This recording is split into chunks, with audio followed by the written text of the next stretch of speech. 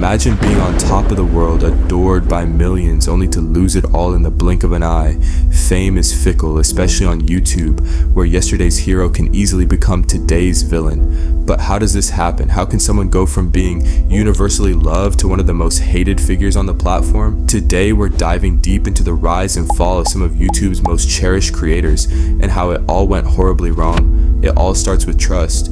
When fans subscribe, it's not just for the content. They're investing in the creator's personality. They see them as real, relatable, and genuine. But when that trust is broken, the consequences can be brutal. Take Shane Dawson, once hailed as a pioneer of YouTube content with his edgy humor and docuseries that captivated millions. Shane was the internet's golden child for years, praised for his deep dives into YouTube's dark underbelly. But as old scandals resurfaced, questionable jokes, offensive content, and past behavior, his empire crumbled. The creator who once had the trust of millions was suddenly seen as a toxic figure. The internet turned, and it was fast. The higher you climb, the harder the fall. Well, I said this a couple months ago. I already consider myself retired.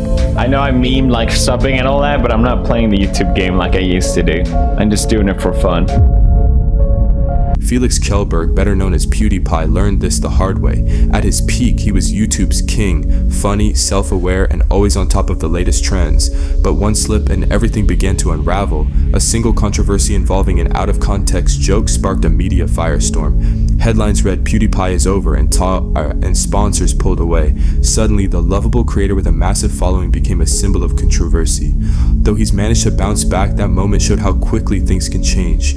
What I said in my previous live stream, you probably won't believe me when I say this, but whenever I go online and I hear other players use the same kind of language that I did, I always find it extremely immature.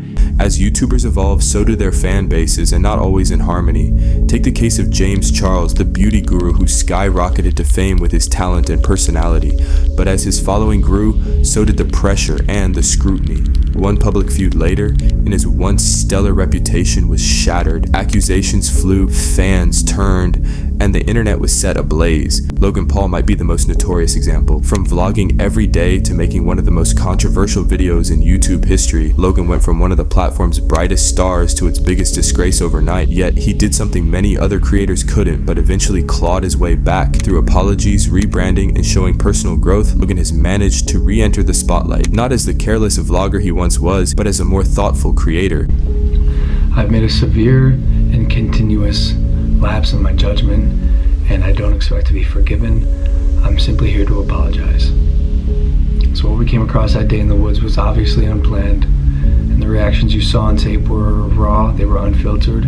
None of us knew how to react or how to feel. I should have never posted the video. I should have put the cameras down and stopped recording what we were going through.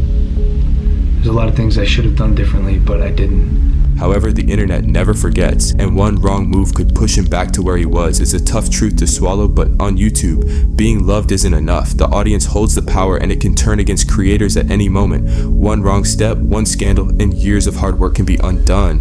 In the world of social media, today's hero can become tomorrow's villain. Mind you, YouTube is a game, and you are a player. Nicer car and a bigger and bigger box to live in is kind of like a dumb way to go about life. If I lived in a $10 million mansion while I'm feeding people and trying to help people, in my eyes, it's also a little hypocritical as well.